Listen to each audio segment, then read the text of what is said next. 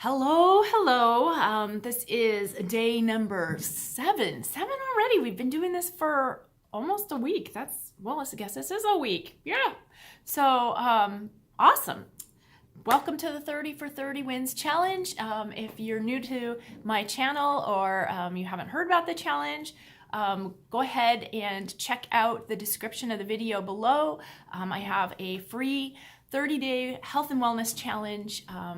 And we're discussing tools, tips, motivations from a hypnotist's perspective. I'm a licensed hypnotherapist. My name is Jill Dell. I practice out of the Seattle, Washington area, and my company is called Design to Live. So you have landed on this channel, and today is number 7 of our challenge, and it's building off of a topic we started on day 5, and which is motivation.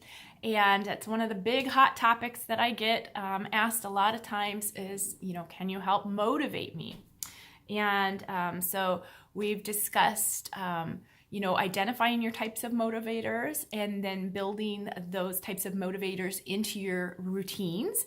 And now we're going to be talking about stuckness, because that's the other part that comes with people who are looking to be motivated, is that oftentimes they're feeling stuck. Now, I said this yesterday and I'll reiterate it today. We do have a physical body. Yes, your subconscious mind is super, super powerful. And yes, we have some willpower and a little willpower tank each day. Okay, but there are limits to what our mind can do. So if you have been feeling stuck, if you're having suicidal thoughts, if you have any thoughts about self-harm, I would encourage you to please reach out to a healthcare provider. We have a physical body. It may be just as simple as there being a chemical imbalance going on. Okay, so with that being said, let's move on to stuckness, okay?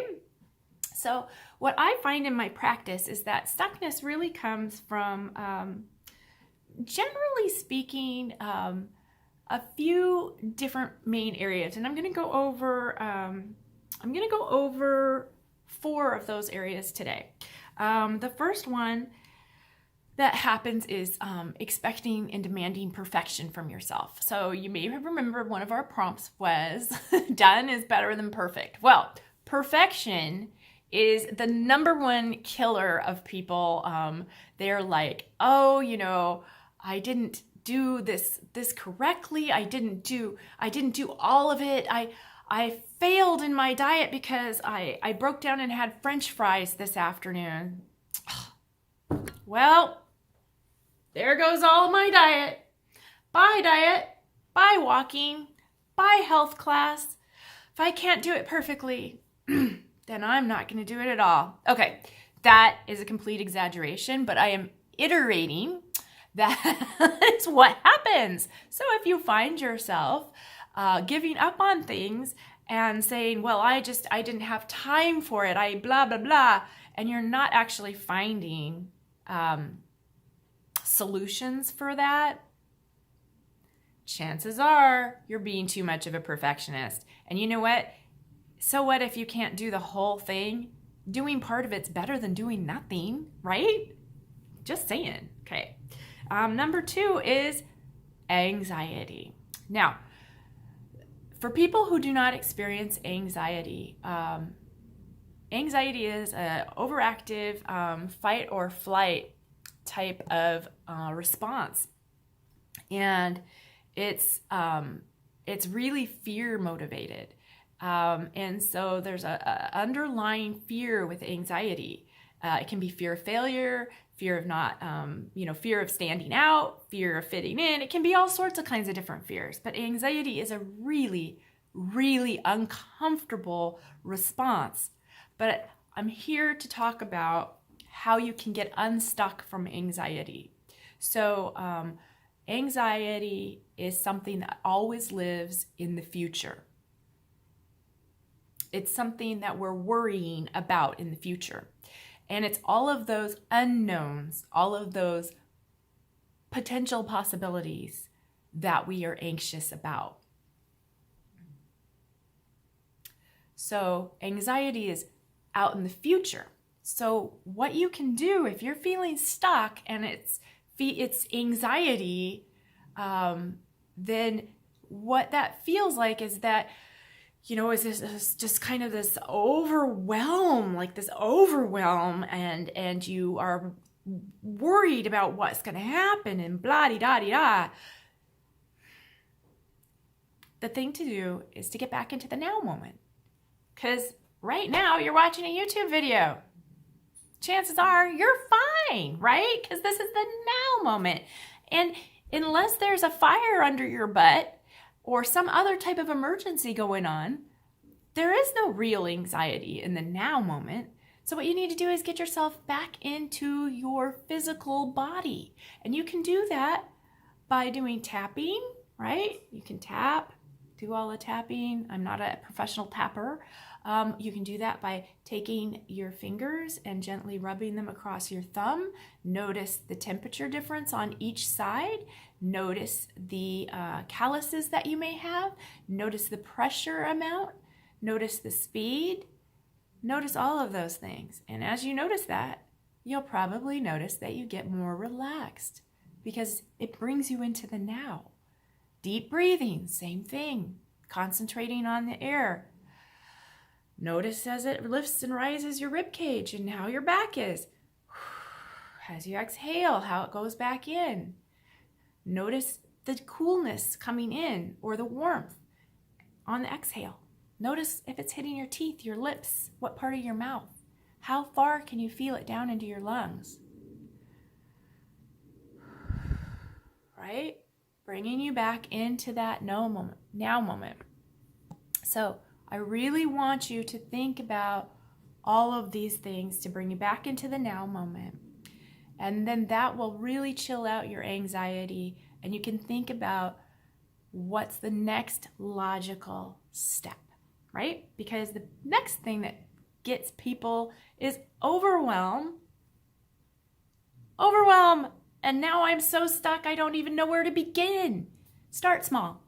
Start really, really small. If you're making a commitment to your health and wellness, make the changes small and sustainable. I have seen so many people that get all jazzed up to go and do exercise, and then they do too much too soon. They injure themselves, and they end up not even being able to do the things that they were taking for granted before, right? That's not helpful. So what you do if you're feeling overwhelmed is you just look at what it is that you're trying to accomplish. So you have your end goal, and then you say, okay, what are some small sustainable steps that'll get me there over time? Because those are the ones that add up. So, if you work in a little bit more fruits and vegetables into your diet, maybe you work in a couple extra glasses of water in a day. Maybe you start taking an evening walk after dinner. Maybe it's doing a simple stretching program. It's whatever you can do and maintain that you'll enjoy and that isn't too much of a hardship or a big, huge change in your life. It always cracks me up when people come to see me about quitting smoking and they say they want to replace their cigarettes with doing exercise. I want to quit doing cigarettes and go and work out at the gym. And I say, when's the last time you went and worked out at the gym?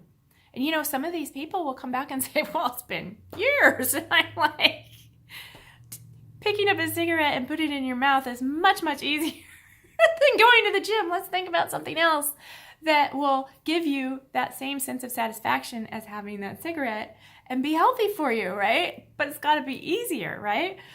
Because a big, huge change in quitting smoking is a big change for smokers. That's a huge thing. It's a big deal. So anyway, I digress. But basically, make your changes small and sustainable so that you can work away at your goal and just recognize and celebrate those small wins along the way. And that'll help put the overwhelm and get you out of stuckness. And then we have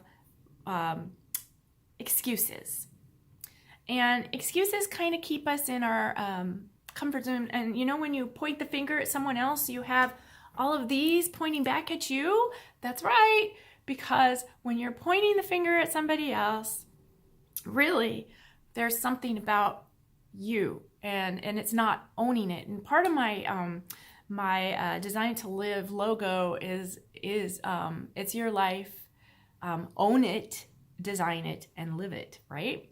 Why do you have to own it? So that you can recognizing it's the very first step. So if you are finding yourself kind of making excuses and saying, well, it's because of this and it's because of that and it's this and it's that, there's probably some secondary gain going on. Secondary gain will keep you stuck. What is secondary gain?